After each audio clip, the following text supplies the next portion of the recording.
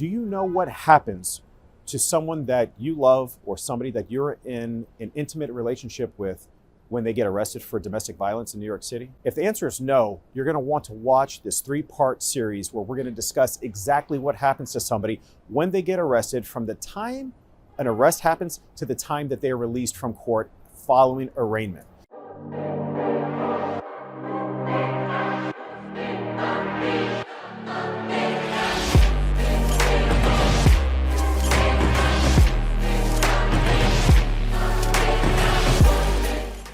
Hey guys, Jeff Greco. I wanted to talk to you today about what happens, specifically what happens in New York City when you get arrested for a domestic violence case. When someone is transported to a NYPD precinct following an arrest, similar to the 19th precinct behind me, a number of things are going to occur when the suspect arrives at the precinct. Number one, they're going to be fingerprinted. After the fingerprinting, they're going to be photographed. After that point, they're going to actually begin the initial paperwork that will be later sent to the court at central booking. Everybody always asks, how long does it take for my loved ones when they get transported to the precinct? Do they get out soon? The answer is no, they do not. Typically, it's going to be at least 4 hours, if not more, at the precinct before they're ever even transported to central booking. And we'll talk about central booking at a completely separate video, which will actually be part 2. But what happens at the precinct is generally not very much outside of the fingerprinting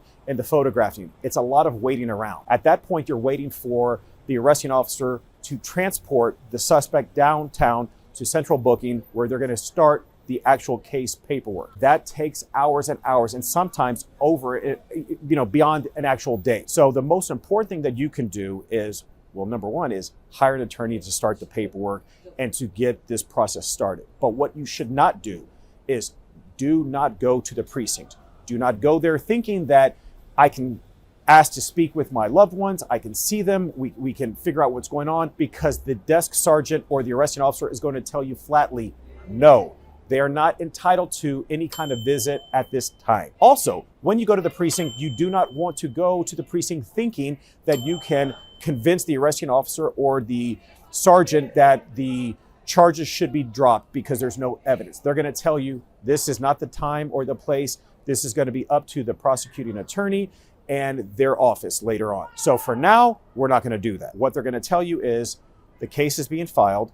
The district attorney's office is going to take the file and they're going to run with it at that point, and they will decide what to do at that point. All you can do at this point is wait until the officer transports the suspect to central booking. In the meantime, when you hire a private attorney, somebody like myself will get on the case. We will file a notice of appearance with the court, advising them that we have been retained to handle this case, and the paperwork will be begun. So what happens at central booking? Well, you got to stay tuned to part 2, which we will discuss everything that's going to happen at central booking in part 2.